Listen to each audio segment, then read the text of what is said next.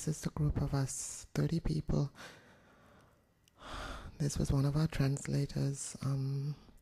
This is the house that we stayed in, the second house that we stayed in. A lovely house, tile floors, no air conditioning. This fat spider was 3 inches long. That was what greeted us the first day we got there. This is a rare view of some countryside in Haiti. Everywhere there's dust. This was not a shaky picture, it was just a dust-filled picture. This is the view from across that house that we stayed in.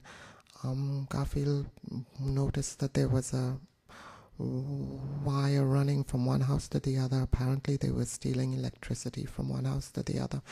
Our house had no electricity. There was just a generator which would go off several times for the night. It was hot, miserable inside, even though the house was a really nice house with 20-something people sleeping in there. It was just like a furnace at night. This is the view of the neighborhood. Again, very dusty and a lot of smoke. People burnt everything. They burnt wood, they burnt bushes for fuel, for firewood.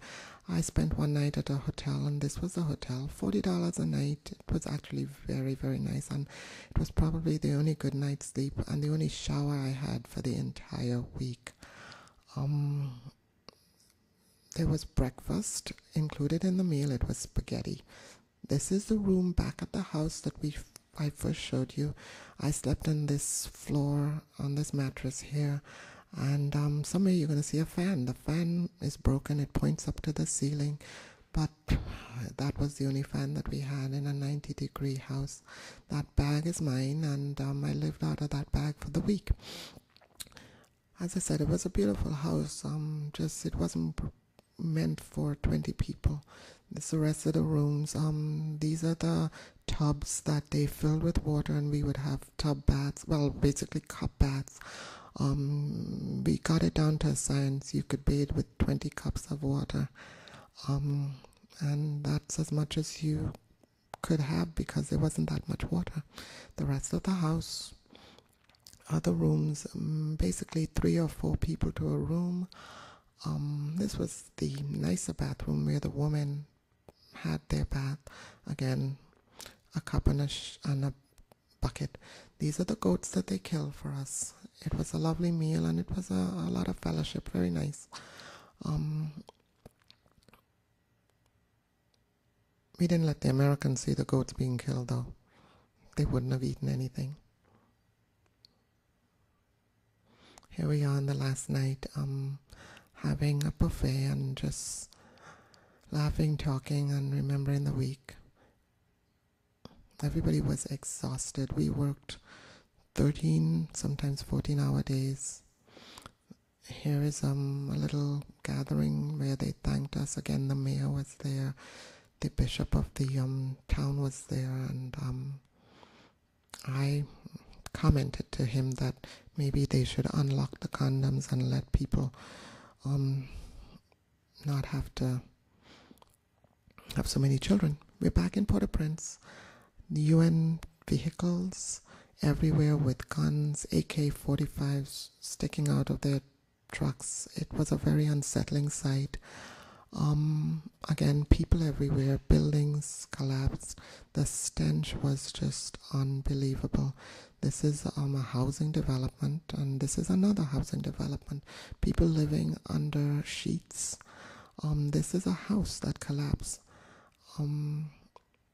This is the architectural school that collapsed. The palace, just amazing. People. There is just too many people. The cathedral also collapsed, and the boys' school, Catholic boys' school, with supposedly the best school in Haiti, also collapsed with hundreds of boys inside of it. And again, the stench was unbearable. We saw this line outside the immigration office. Thousands of people lined up to get passports. They have no identification, so I don't know how they do those passports. We're back at the airport, getting ready to leave. a very eventful,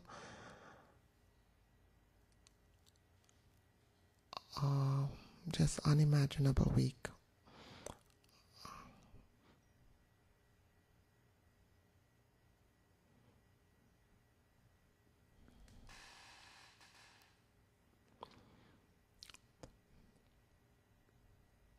This is Magina's parents. Magina, my receptionist at the office. They live in Haiti. These are her parents. And that's the end of my Haiti trip. Take care. Bye.